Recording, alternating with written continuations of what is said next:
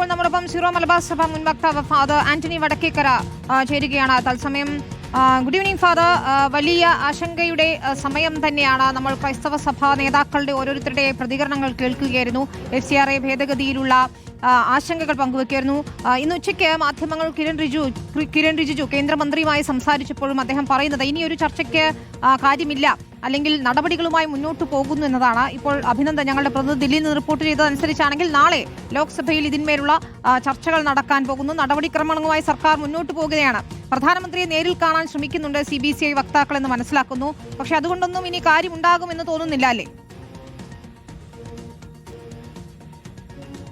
Indian പാർലമെന്റിൽ BJP നേതൃത്വം കൊടുക്കുന്ന NDAയുടെ ഗവൺമെന്റ് മുൻപോട്ട് വെച്ചിരിക്കുന്ന FCRA വിദേശ സംഭാവന നിയന്ത്രണ ഭേദഗതി ബില്ല് വലിയ ആശങ്ക ഉളവാക്കുന്ന കാര്യമാണ് എന്നതിൽ ഒരു സംശയവുമില്ല. കാരണം ലാഭേച്ഛയില്ലാതെ ജനനന്മ മാത്രം ലക്ഷ്യമാക്കി പ്രവർത്തിക്കുന്ന, പൂർണ്ണമായോ ഭാഗികമായോ വിദേശ സാമ്പത്തിക സഹായത്തോടുകൂടി പ്രവർത്തിക്കുന്ന അനേകം സ്ഥാപനങ്ങൾ നമുക്ക് ചുറ്റുമുണ്ട് എന്നുള്ളത് ഒരു യാഥാർത്ഥ്യമല്ലേ?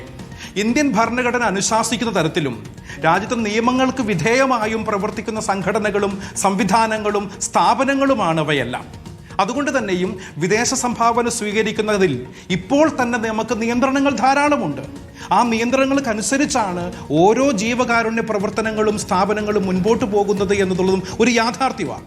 ഇവിടെ മതപരിവർത്തന നിയന്ത്രണ ബില്ല് പോലെ ദുരുപയോഗ സാധ്യതകൾ തുറന്നിടുന്ന ഭേദഗതിയാണ് പുതിയ FCRA ഭേദഗതി എന്നുള്ളതാണ് കൂടുതൽ ആശങ്കയും ഭയവും ഉളവാക്കുന്നത്. അതുകൊണ്ട് തന്നെയും FCRA ലൈസൻസ് പുതുക്കി തരേണ്ട കേന്ദ്ര ആഭ്യന്തര മന്ത്രാലയം തന്നെ പുതുക്കാനുള്ള അപേക്ഷയിൽ തീരുമാനമെടുക്കാതെ നീട്ടിക്കൊണ്ടുപോവുകയോ മരവിപ്പിക്കുകയോ ചെയ്യുന്ന എത്രയോ ഉദാഹരണങ്ങൾ ഇതിനോടകം തന്നെയും നമ്മൾ കണ്ടു കഴിഞ്ഞതാണ്. അതുകൊണ്ട് നാമമാത്രമായോ എന്ന് പറയും നോമിനലായി മാത്രം അല്ലെങ്കിൽ ഭാഗികമായോ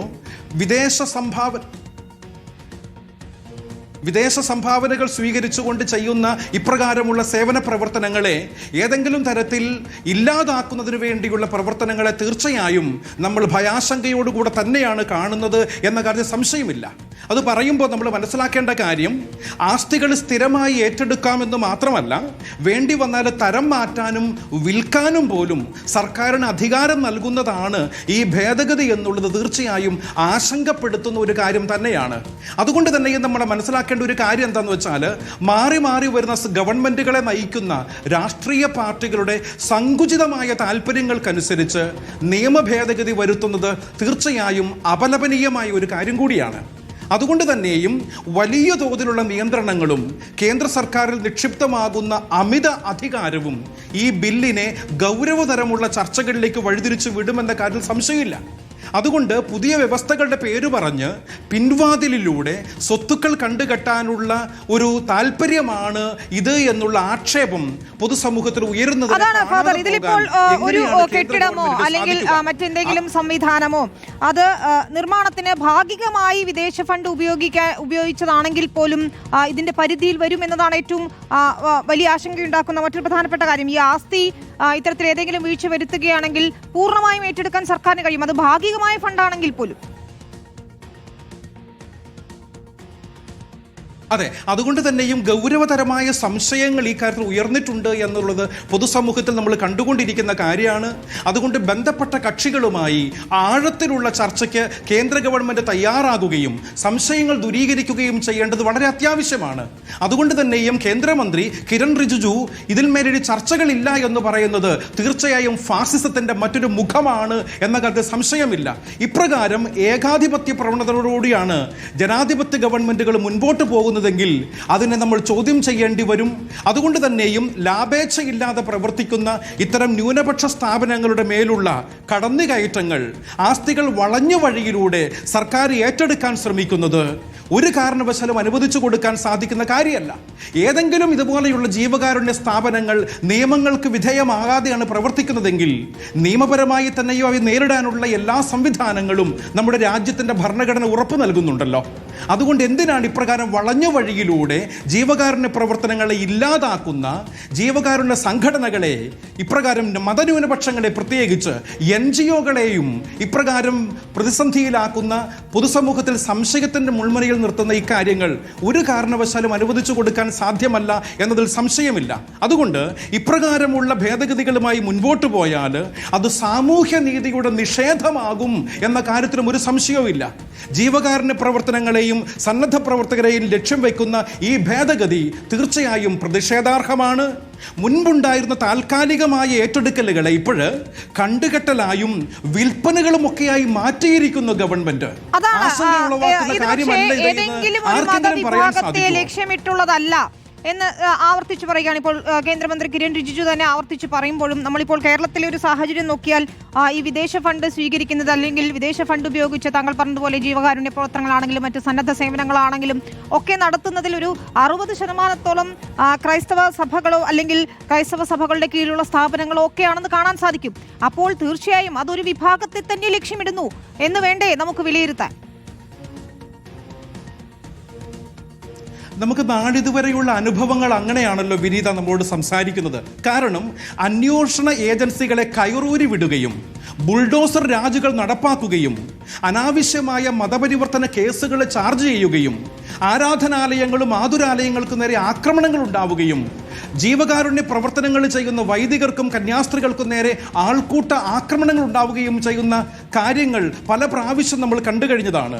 അതുകൊണ്ട് തന്നെയും അപ്രകാരമുള്ള പട്ടികയിലേക്ക് ആഡ് ചെയ്യപ്പെടുന്നു FCRAയുടെ പുതിയ നിയമ ഭേദഗതിയും എന്ന കാര്യത്തിൽ ഒരു സംശയവുമില്ല. അതുകൊണ്ട് ഇപ്രകാരമുള്ള കാര്യങ്ങളെ കേന്ദ്ര ഗവൺമെന്റ് അവധാനതയോടുകൂടെ കാണുകയും ബന്ധപ്പെട്ട കക്ഷികളുമായി ചർച്ചകൾക്ക് തയ്യാറാവുകയും ചെയ്തില്ല എങ്കിൽ അത് വലിയ തോതിലുള്ള പ്രശ്നങ്ങൾക്കിടയാക്കുമെന്ന കാര്യത്തിൽ ഒരു സംശയത്തിനും വകയില്ല. കാരണം പൊതുസമൂഹത്തിൽ ഗവൺമെന്റുകൾ ചെയ്യേണ്ട ജീവകാരുണ്യ പ്രവർത്തനങ്ങളാണ് അനാഥാലയങ്ങളുടെ നടത്തിപ്പുകളിലൂടെ, പാലിയേറ്റീവ് കെയർ സെന്ററുകൾ നടത്തുന്നതിലൂടെ, വിദ്യാഭ്യാസ സ്ഥാപനങ്ങൾ നടത്തുന്നതിലൂടെ, ആതുരാലയങ്ങൾ നടത്തുന്നതിലൂടെ, കത്തോലിക്ക സഭയും ക്രൈസ്തവ സ്ഥാപനങ്ങളും മറ്റു മതന്യൂനപക്ഷ സ്ഥാപനങ്ങളും NGO-കളും മറ്റും ഈ സമൂഹത്തിൽ നടത്തിക്കൊണ്ടിരിക്കുന്നത്. അതിന് ഏതെങ്കിലും തരത്തിലുള്ള വിദേശ സഹായങ്ങൾ ലഭിക്കുന്നുണ്ടെങ്കിൽ അത് നമ്മുടെ രാജ്യത്ത് ചെലവഴിക്കപ്പെടുന്നു എന്നുള്ളത് കൊണ്ടും അത് രാജ്യത്തിന്റെ നിയമങ്ങൾക്കനുസരിച്ച് തന്നെ നിയന്ത്രണങ്ങൾക്ക് വിധേയമായിട്ട് ചെയ്യുന്നു എന്നുള്ളത് കൊണ്ടും എന്തിനാണ് ഇപ്പം പെട്ടെന്ന് ഒരു ഭേദഗതിയുടെ ആവശ്യം? എന്തുകൊണ്ടാണ് കൂടുതൽ നിയന്ത്രണങ്ങൾ ഇപ്രകാരമുള്ള കാര്യങ്ങളിലേക്ക് വരുന്നത് എന്ന് വ്യക്തമാക്കാൻ കേന്ദ്ര ഗവൺമെന്റിന് ബാധ്യതയുണ്ട്. അതില്ലാതെ ഇപ്രകാരമുള്ള കിരാതമായ ജനാധിപത്യ വിരുദ്ധമായ വ്യവസ്ഥകളുമായി മുൻപോട്ട് പോവുകയാണെങ്കിൽ കയ്യും കെട്ടി നമുക്ക് നോക്കിയിരിക്കാൻ പറ്റുമോ? ഭരണകൂടത്തിന്റെ നിശബ്ദമായ അധിനിവേശമാണ് ഇപ്രകാരമുള്ള ജീവകാരുണ്യ സ്ഥാപനങ്ങൾക്ക് നേരെ നടത്തിക്കൊണ്ടിരിക്കുന്നത് എന്ന് പറയാതെ വയ്യ.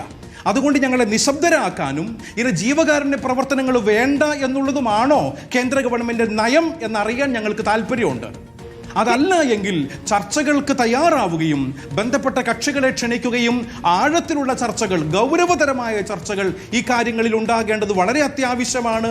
അതല്ലെങ്കിൽ അത് പൊതുസമൂഹത്തിലേക്ക് കൊടുക്കുന്ന സംശയകരമായ ഇപ്രകാരമുള്ള പ്രവണതകളെ നുള്ളിക്കളയേണ്ടതും ജനാധിപത്യ ഗവൺമെന്റുകളുടെ ഉത്തരവാദിത്വമാണ് എന്ന കാര്യത്തിൽ സംശയമില്ല. അതുകൊണ്ട് ഈ കാര്യത്തെക്കുറിച്ച് അവധാനതയോടുകൂടെ ഗവൺമെന്റ് പ്രതികരിക്കേണ്ടതാണ്, ചർച്ചകൾ നടത്തേണ്ടതാണ്, സംശയങ്ങൾ ദൂരീകരിക്കേണ്ടതാണ്. എന്തുകൊണ്ടാണ് ഇപ്രകാരം ഒരു നിയന്ത്രണത്തിന്റെ ആവശ്യമെന്ന് ഇപ്പോൾ ഗവൺമെന്റ് വ്യക്തമാക്കേണ്ടതുണ്ട്. അതിന് തയ്യാറാകുന്നില്ല എങ്കിൽ അതിനെയാണ് നമ്മൾ ഏകാധിപത്യമെന്ന്, ഫാസിസം എന്ന് വിളിക്കേണ്ടി വരുന്നത്.